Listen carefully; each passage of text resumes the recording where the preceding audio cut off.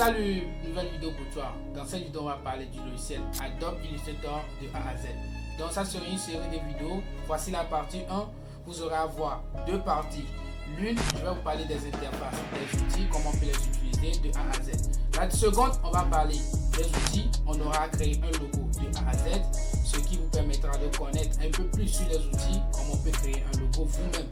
Vous insérer à partir de mes méthodes pour créer votre logo vous-même. Et on continuera toujours sur Photoshop comme on le fait d'habitude. J'espère que la vidéo vous plaira. Si tu es nouveau sur la chaîne, n'oublie pas de t'abonner, d'activer la cloche de notification pour ne rater aucune de nos prochaines vidéos. De nous laisser un pouce bleu, ça fait toujours du bien.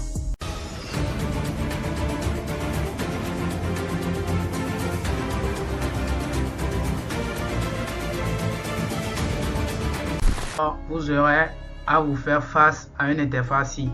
Si c'est la première fois que tu l'ouvres, tu serais un peu choqué, mais faut tenir le coup, c'est facile comme bonjour. L'interface d'Illustrator est un peu similaire par rapport à Photoshop, juste des modifications du côté des outils et quelques utilisations. Voilà. Donc ici on a des dimensions prédéfinies comme dans Photoshop. Donc on a les A4, carte postale, web large, iPhone pour les sites web et pour les vidéos et personnalisé. Bon, déjà de base ici, ce qui nous importe, c'est de créer un nouveau projet et de voir l'interface d'Illustrator.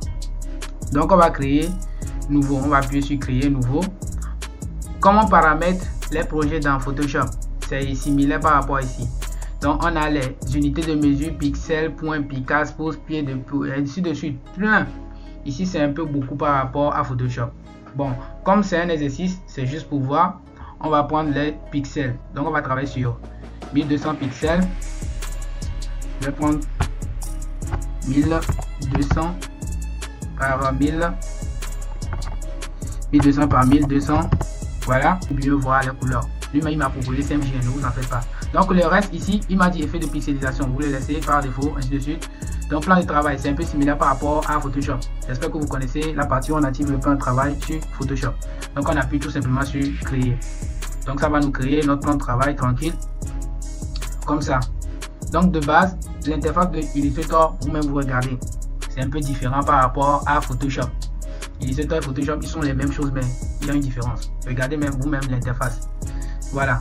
Donc on a presque toutes les mêmes choses. On a les couleurs, les nuanciers et les guides couleurs plutôt. Plein de choses. Il y a plein de choses. Il y a les nuanciers ici, le dégradé, les traits, ainsi de suite. Mais leurs utilisations sont différentes ici. Leurs utilisations sont différentes. Donc de base ici, on a la barre des onglets, qui est aussi la barre des menus. Bon, ça dépend de comment tu l'appelles. On l'appelle la barre de menu, la barre des onglets. Donc on a la barre d'options. Donc on a la barre d'options. Quand tu prends un outil ou bien tu veux modifier quelque chose, ça s'applique ici. Donc lui se modifie en fonction de l'outil choisi. Donc ici on a en quelque sorte la palette d'informations comme dans Photoshop. On a la barre d'outils ici. Presque ici, voilà les outils même qu'on aura à utiliser tout au long de nos utilisations sur Illustrator. Donc moi souvent qu'est-ce que je fais? Quand je rentre dans Illustrator, je fais venir la règle. Qu'est-ce que tu fais pour faire venir la règle? Tu vas faire CTRL enfoncé plus R. Donc ça va te faire venir la règle comme ça. Donc ça t'aide à bien paramétrer, à bien limiter tes travaux et tout. Voilà. Comme dans Photoshop aussi. J'espère que plein de gens ici connaissent la valeur ou bien l'utilité de la règle dans Photoshop. Voilà. Donc de base, qu'est-ce qu'on va voir? Sur la barre d'outils, ici on a l'outil sélection. Photoshop, on a outil de déplacement. Ici on a outil sélection. Photoshop, outil de déplacement est encore similaire à outil de sélection. Donc c'est sur lui qu'on doit revenir par défaut pour ne pas gâter nos projets, ainsi de suite. Lui là, il est similaire, sélection directe, mais lui il a autre fonction que lui là. Voilà, il a autre fonction que lui. Donc on a la baguette magique, outil plume, je l'utilise très souvent.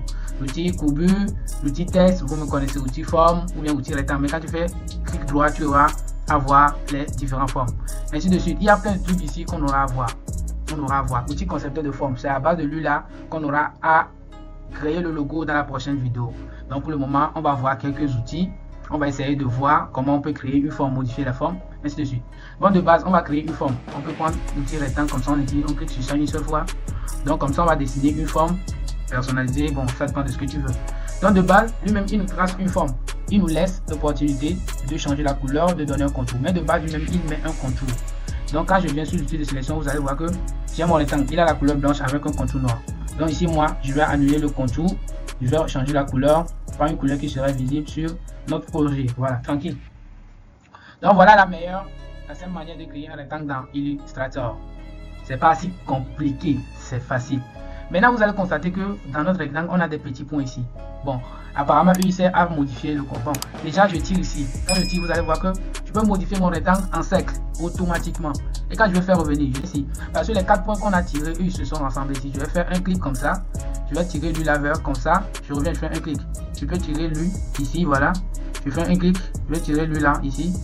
Et ainsi de suite. Donc, vous voyez, vous avez la possibilité de les modifier une seule. Donc, je vais modifier lui là seul. Je peux modifier lui seul. Je peux modifier lui comme ça. Donc, ça dépend de ce que tu veux. La modification, ça ne dépend que de toi seul. Donc, tu peux modifier comment tu veux dans Illustrator. C'est là, mais lui, il est vraiment accessible. Voilà. Maintenant, prenons par exemple l'outil ellipse. On va dessiner l'outil ellipse comme ça. On peut maintenir la touche Shift pour bien avoir l'ellipse sur une bonne proportion plutôt. Donc, prenons par exemple l'outil sélection directe. Quand je viens ici, je fais un clic. Il me laisse l'opportunité aussi de modifier le cercle comme je veux. Voilà, je peux modifier. Voilà, je peux modifier comme je veux. Comme tu veux. Quand tu veux. Où tu veux. Les gars, je vous dis, Illustrator, c'est un logiciel trop super. Sans vous mentir. Il est très super à faire. Donc ici, on est juste là pour l'interface. On aura à voir plein de trucs. On aura à voir plein de trucs sur Illustrator. Bon, déjà de base, avec ça, avec les outils et formes, vous pouvez créer beaucoup de choses dans Illustrator sans vous mentir. Donc, je vais vous montrer aussi l'outil test. Par exemple, je vais saisir un test. Donc, je peux venir ici coller. Je vais coller le test là. Et le lorem ipsum. Il est où?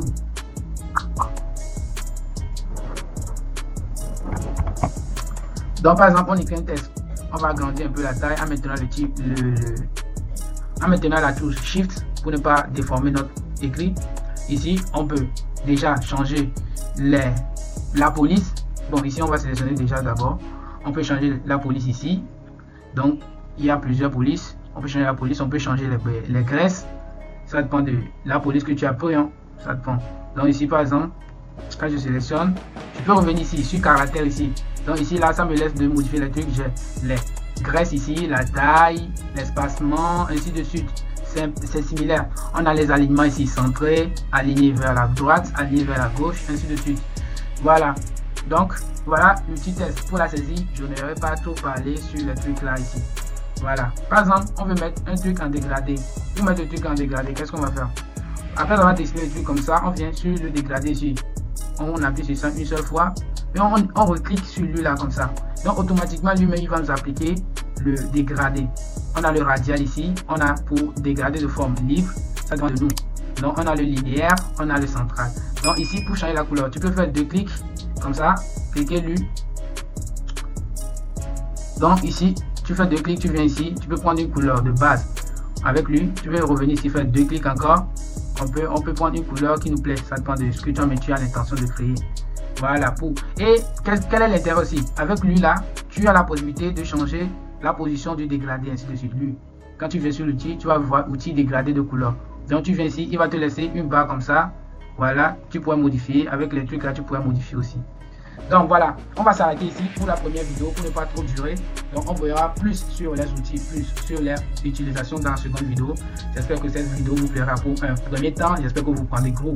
Essayez de reproduire, essayez de fouiller, de chercher à faire quelque chose dans le logiciel en attendant la seconde vidéo. J'espère que la vidéo te plaira. Si t'as plu, n'hésite pas de t'abonner si t'es nouveau sur la chaîne. Activer la cloche de notification pour ne rater aucune de nos prochaines vidéos. De nous laisser un pouce bleu, de laisser un petit commentaire pour nous redonner la force pour vous créer plus de contenu sur cette chaîne. Rendez-vous pour une nouvelle vidéo. Let's go!